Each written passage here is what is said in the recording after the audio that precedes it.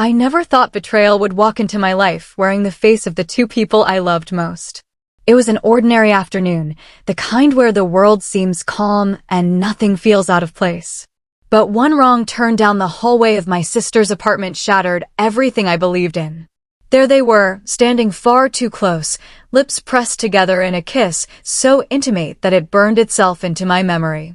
My spoiled sister and my boyfriend, the two people I thought I could trust most, were tangled in a moment they could never take back. And the worst part? Her wedding was only a week away. For a few seconds, I froze, unable to breathe. My heart hammered in my chest, begging me to look away, to run, to scream anything to stop the sharp pain tearing through me. But my feet refused to move. My sister, the one who had always been handed everything on a silver platter, was kissing the man I thought I'd spend my life with. Their hands, their closeness, the way they leaned into each other, it wasn't an accident. It wasn't a drunken slip. It was a secret exposed under the harsh light of truth. Before I continue, I just want to thank you for listening to my story.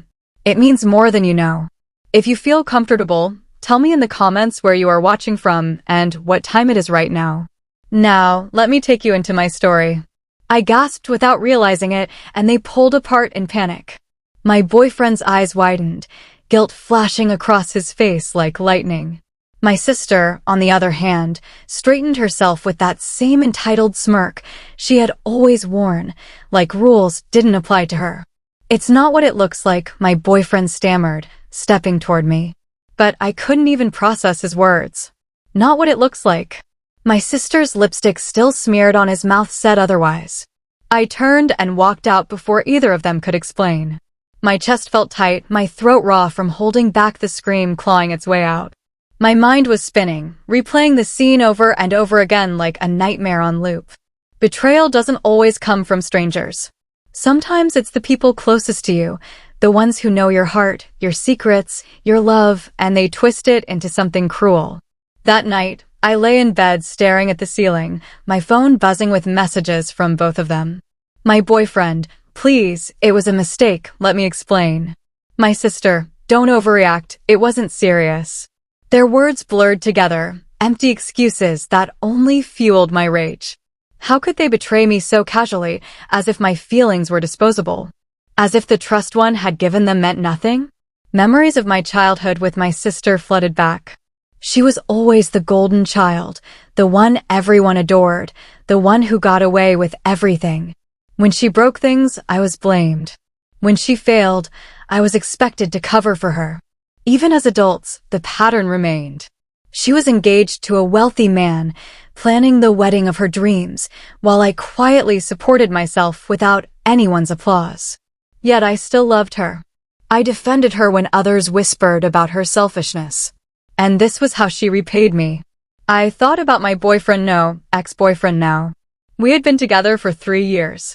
We had shared late-night talks, vacations, dreams of a future. Or at least I thought they were dreams we shared.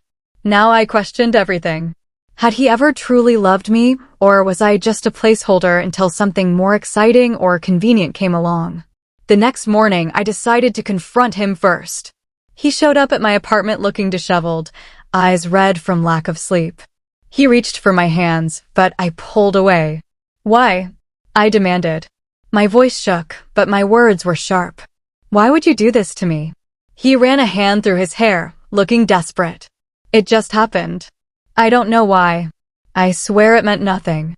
His excuses tasted like poison. Nothing? A kiss wasn't nothing. A betrayal wasn't nothing. He begged, pleaded, promised it was a mistake. But the image of his lips on hers was seared into me, unerasable. "You had a choice," I said, my voice low. "And you chose her." Tears threatened to spill, but I refused to let him see me break.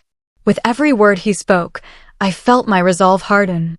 He wanted forgiveness, but forgiveness was a gift he no longer deserved. I told him to leave, and when the door slammed behind him, I collapsed on the floor, my sobs echoing in the empty apartment. Later that day, my sister called. I almost didn't answer, but curiosity gnawed at me. Her voice was casual, dismissive, like she was scolding me for being dramatic. "You're blowing this out of proportion," she said. "It was just a kiss." I'm getting married, for God's sake. Why would I want your boyfriend? Her words sliced deeper than the act itself. Just a kiss. She minimized it, twisted it, made it sound like I was the problem. That was always her way, turn the blame around, make me question myself. But not this time. This time, I wasn't letting her manipulate me. You took something from me, I said coldly. And you don't even care. She laughed, that condescending laugh that had haunted me since childhood. You're so sensitive. No wonder he kissed me. You make everything so serious. The audacity left me speechless. For years, I had let her step on me, overshadow me, dismiss me. But this betrayal had opened my eyes. She wasn't just spoiled. She was cruel. And she wasn't going to get away with this. As the week dragged on, wedding preparations continued in full swing. My parents fussed over her, oblivious to the storm brewing beneath the surface. I watched from the sidelines, my pain masked behind a practiced smile. No one knew what had happened except the three of us, and neither of them dared to expose the truth. But secrets have a way of coming out. I wrestled with myself daily. Part of me wanted to burn everything down to tell her fiancé the truth, to expose her for the liar she was, to watch her perfect little world collapse. Another part of me hesitated. Would he even believe me? Or would he think I was jealous, trying to sabotage her happiness? My sister was skilled at playing the victim. She could cry on command, spin stories until people doubted their own memories. Still, the thought of her walking down the aisle with a man who didn't know the truth made me sick. How could I stay silent when I knew what she was capable of? Every time I saw her posting pictures of her engagement ring, every time I heard her giggle on the phone with her fiancé, my anger deepened. She had stolen my trust, my relationship, and now she was about to seal a marriage built on lies. On the eve of the wedding, my decision crystallized. I couldn't let her get away with it. For once in my life, I wasn't going to stand in her shadow. I was going to tell the truth, no matter the cost. That night, I sat alone in my room, rehearsing the words I would say. My hands trembled, my chest tight with nerves, but my resolve was unshakable. The image of them kissing replayed in my mind, fueling my courage. I had been silent for too long. Tomorrow, everything would change. Because secrets don't stay buried forever. And when the truth comes out, it doesn't just destroy, it burns. And I was ready to strike the match. The morning of my sister's wedding dawned with the kind of brightness that felt cruel. The sun poured through the curtains, birds chirped, and the world seemed determined to pretend that nothing was wrong. But inside me, a storm raged. Today wasn't just her wedding day, it was the day I would decide whether to remain silent or to expose the ugliest truth hiding beneath her silk veil and white gown.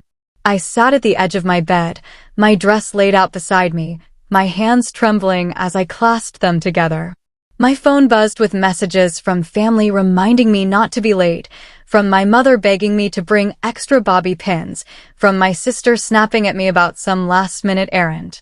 Not a single message carried any hint of guilt, any recognition of the damage she had caused. It was as if the kiss had never happened. But it had happened. And I had lived with the wound every day since. When I arrived at the venue, the air was filled with flowers, laughter, and the scent of expensive perfume.